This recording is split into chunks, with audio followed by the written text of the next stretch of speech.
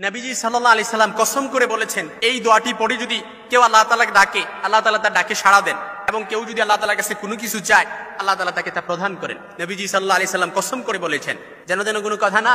আল্লাহ রাসূল সাল্লাল্লাহু আলাইহি সাল্লামের হাদিস বুরায়দা রাদিয়াল্লাহু তাআলা আনহু থেকে বর্ণিত, হাদিসটি তিরমিজির বর্ণনা এসেছে, কিতাবুদ দাওয়াতের মধ্যে হাদিসটি এসেছে 3475 নম্বর হাদিস, এবং আবু দাউদের বর্ণনা এসেছে 1493 নম্বর হাদিস, মুসনাদে আহমদের বর্ণনা এসেছে, মুস্তাদরাকে হাকিমে এসেছে, ইবনে মাজার বর্ণনা এসেছে, সুনানে তিরমিজির বর্ণনা সহ আরো কয়েকটা মুতাবাররাক কিতাবের মধ্যে হাদিসটি এসেছে। আল্লাহর হাবিব সাল্লাল্লাহু আলাইহি সাল্লাম দেখলেন যে এক ব্যক্তি সালাতরত অবস্থায় দাঁড়িয়ে আল্লাহ তাআলার কাছে প্রার্থনা করতেছে, এই দোয়াটা পড়ে আল্লাহ তাআলার কাছে বলতেছে। তখন আল্লাহর হাবিব বললেন, ওয়াল্লাযী নাফসি বিয়াদিহি লাকাদ সাআলাল্লাহ বিসমিহিল আযম আল্লাযী ইযা দুইয়া বিহি আজাবা ওয়া ইযা সুইলা বিহি আতা। নিশ্চয়ই এই ব্যক্তিরই আল্লাহ তাআলার কাছে আমি আমার শপথ করে বলতেছি, যার ওয়াল্লাযী নাফসি বিয়াদিহি, আমি আমার জীবনের শপথ, যার হাতে আমার জীবন, তার শপথ করে বলতেছি, লাকাদ সাআলাল্লাহ বিসমিহিল আযম আল্লাযী ইযা দুইয়া বিহি আজাবা ওয়া ইযা সুইলা বিহি আতা। এই ব্যক্তিরই যেই বাক্যটি পড়ে আল্লাহ তাআলার কাছে দোয়া করতেছে, নিশ্চয়ই আল্লাহ তাআলার কাছে এই বাক্যটি ধরে কেউ যদি আল্লাহ তাআলার কাছে ডাকে, আল্লাহ তাআলা তার ডাকে সাড়া দেন, এবং কেউ যদি আল্লাহ তাআলার কাছে চায়, অবশ্যই আল্লাহ তাআলা তার চাওয়া পূরণ করে। তার মানে বোঝা গেল এই দোয়াটি পড়ে আপনি যা চাইবেন আল্লাহ তাআলা তাই কবুল করবে।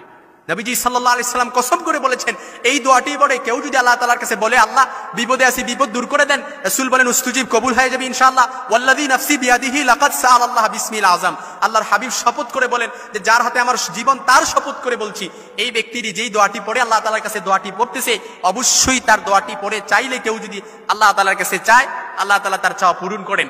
কেউ যদি আল্লাহ তাআলাকে ডাকে, আল্লাহ তাআলা তার ডাকে সাড়া দেন। সুবহানাল্লাহ। বাড়িতে যাই বললেন এই একটি শব্দের, এই একটি দোয়াটি হাদিসে এসেছে ইসমে আজম নামে। আপনারা অনেকেই পারি, যারা পারেন আমার সাথে ঠোঁট মিলাতে পারেন। আল্লাহুম্মা ইন্নী আসআলুকা বিআন্নী আশহাদু আন্নাকা আনতাল্লাহ লা ইলাহা ইল্লা আনতাল আহাদুস সামাদ আল্লাযী লাম ইয়ালিদ ওয়া লাম ইউলাদ ওয়া লাম ইয়াকুল লাহু কুফুয়ান আহাদ। একেবারেই সহজ। আল্লাহুম্মা ইন্নী আসআলুকা বিআন্নী আশহাদু আন্নাকা আনতাল্লাহ লা ইলাহা ইল্লা আনতাল আহাদুস সামাদ আল্লাযী লাম ইয়ালিদ ওয়া লাম ইউলাদ ওয়া লাম ইয়াকুল লাহু কুফুয়ান আহাদ।